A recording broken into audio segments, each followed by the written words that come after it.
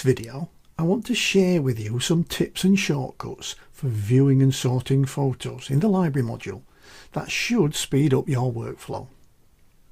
Now we start here with the grid view and you can see the thumbnails.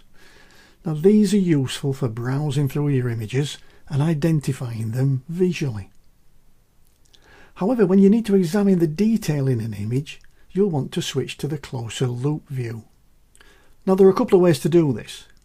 First, you could use one of these icons in the toolbar at the bottom of the screen. Or, if like me you're a keyboard junkie, you'll want to use some keyboard shortcuts. Now what we're going to do, we're going to press E to go to loop view, and we're going to press G to go back to grid view. Okay, so I'll press E again to take me back into loop view. Now this photo is actually larger than the available viewing area in loop view on the monitor. Now if you look at the top of the navigator here, you'll see that fit is selected.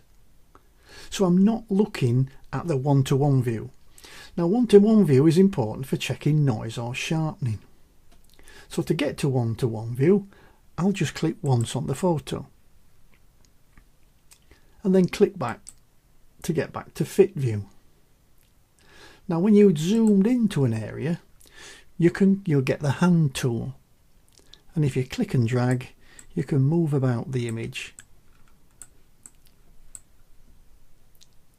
and then click again to get back to fit view. Now you can also access specific zoom levels from these icons at the top of the navigator panel. So here you can see fit, fill and one-to-one. And this last column here is the custom column. So if I click that and select say 3:1, you'll see that I'll zoom right into 3:1. Now if I click back, it'll take me back to fit view. But now if I click again, it takes me back to 3:1 because it remembers it. So if I want to go back now to seeing 1:1, all I've got to do is go and click on the 1:1, click on the image, and now I'm cycling between fit and 1:1. Now sometimes it may be useful to see information about a photo right on top of the photo itself.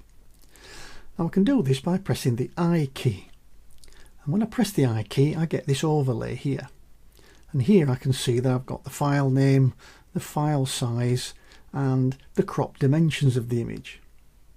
If I press the I key again, then I'm going to get a second set of information. I've got some exposure information, the ISO, the f-stop and the shutter speed. And if I press I again, it turns it off altogether. So there are times when you won't want that being displayed.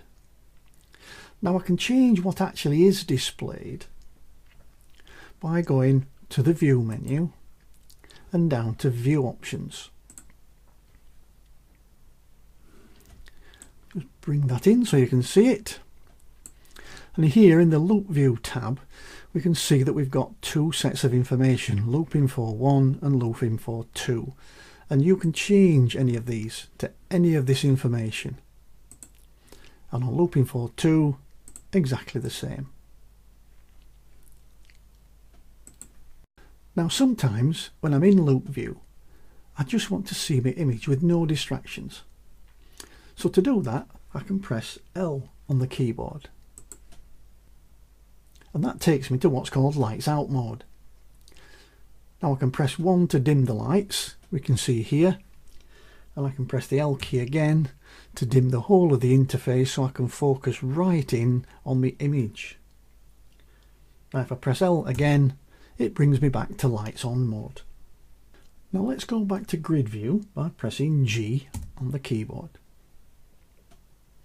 Now here are the thumbnails in their most basic view. With each image it's just surrounded by a grey frame. But I can change that. I can cycle through different views of information for these thumbnails by using the J key. So if I press the J key, you can see now I've got some extra information. I've got a little number that appears in the corner, I've got a flag, I've got a star rating, and I've got some rotation keys. And also I've got what's called badges, and this little badge here, if I hover over it, it tells me that it means that this photo has been in the develop module and has some adjustments on it. If you want to see even more information about the thumbnail previews, I can press the J key again.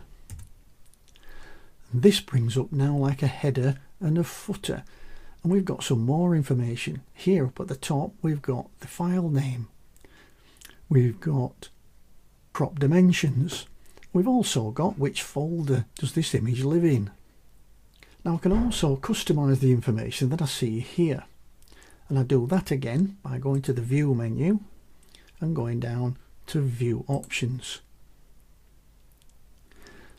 And again in this dialog now, what I'm looking at is the expanded cell extras, and this is where we can choose the information that goes at the top here. This is the information that will appear at the top. At the moment I've got it set for index number, for the file name, for the crop dimensions and for the folder. And again you can change all this to any of these items in here. Just close that down. Another thing I can do with my thumbnails in grid view is sort the way that they're displayed. So if I go down here to the toolbar, you can see here is the sort menu. Now if this isn't available, if you go right to the end here and click this little down arrow and pick it from this list, well, I've already got it selected so it's visible. And we can now sort by different criteria. By default it's set to capture time, but I can change that. I could sort with a, let's say, and well, I know you can't see this, it goes off the bottom of the screen, but I could sort by, say, aspect ratio. And what this will do is it'll bring all the portrait images and put them before all the landscape images. Let's go back to capture time. Or I could select right at the bottom what's called a custom order. Now in this we can define the order of which these images are previewed. So if I want this image to be at the front, I can click it and I can drag it and I can drop it to the front. And I've now defined a custom order. If I decide I don't want that, then I can go back to the default, which is capture time. I can also choose a sort direction. Here it is sorted ascending. If I click here, I can change that sort order to descending, and then click again to take it back to ascending. So, I hope you'll give these techniques and shortcuts a go. They can help you work faster and more efficiently when you're viewing and managing photos in your library module.